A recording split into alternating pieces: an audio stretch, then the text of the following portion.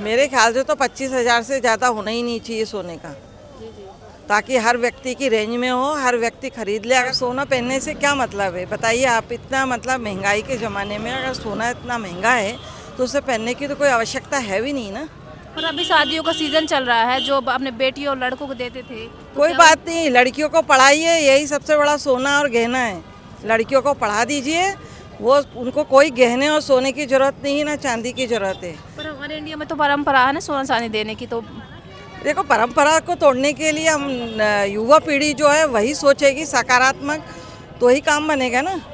अब वो टाइम गया कि सोना चांदी लड़की को देने के लिए और माँ बाप को सब कुछ इतना स्ट्रगल करना पड़ता था, अपनी ज़मीन जायदाद को बेचना पड़ता था या करना पड़ता था। कोई ज़रूरत नहीं है, बच्ची को पढ़ा दो, पढ़ी लिखी बहू ले आओ, सोने चांदी की कोई आवश्यकता नहीं है। लेकिन हमारे इंडिया में तो अभी भी लोग मांग की डिमांड करते हैं ना, लड़के वाले हो या लड़के, लोग देते भी हैं। तो ऐसी जगह करने से फ़ायदा भी क्या?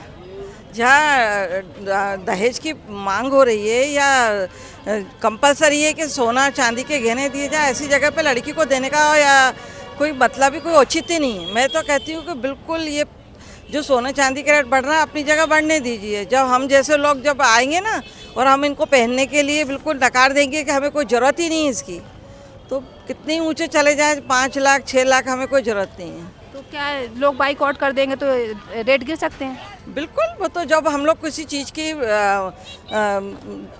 हमें उसकी आवश्यकता ही नहीं लगेगी और मार्केट में जब कोई उसको लेगा ही नहीं तो फिर क्या उसका क्या हो, दाम तो गिरना ही है।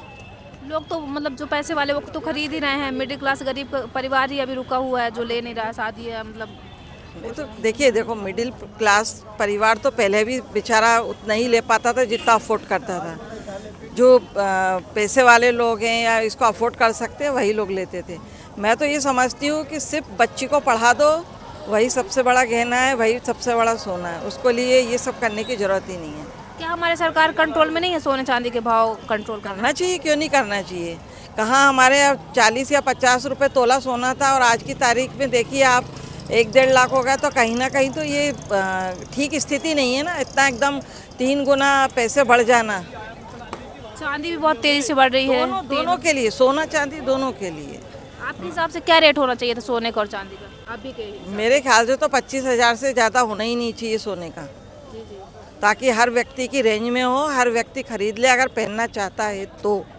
बाकी इससे ज़्यादा कुछ भी नहीं होना चाहिए। चांदी और सोने को बिल्कुल यहीं पे वो कर देना चाहिए। पहली बात तो सबको बायकॉट कर देना चाहिए कि हमें खरीदना ही नहीं है। जब खरीदेंगे नहीं तो अपने आप उनके रेट गिर जाएंगे। आप मोदी जी से क्या कहना चाहते हैं? मैं तो उनसे यही कहना चाहती हूँ कि इतनी इस सोने चांदी की को छोड़ के और भी चीज़ें हैं जिन्हें सस्ता करने की ज़रूरत है। बच्चियों की एजुकेशन, लड़कों की एजुकेशन, मेडिकल, इंजीनियरिंग, इस पढ़ाई को सस्ता कीजिए ताकि हर व्यक्ति, हर माँ बाप अपने बच्चे को पढ़ाने में समर्थ रहे कि मैं हम पढ़ा सकते हैं। सोने चांदी ये कोई मायने नहीं रखते, उसके रेट 5 लाख पहुँच जाए। बच्चों की एजुकेशन और मेडिकल दो को बिल्कुल सस्ता फ्री करना चाहिए।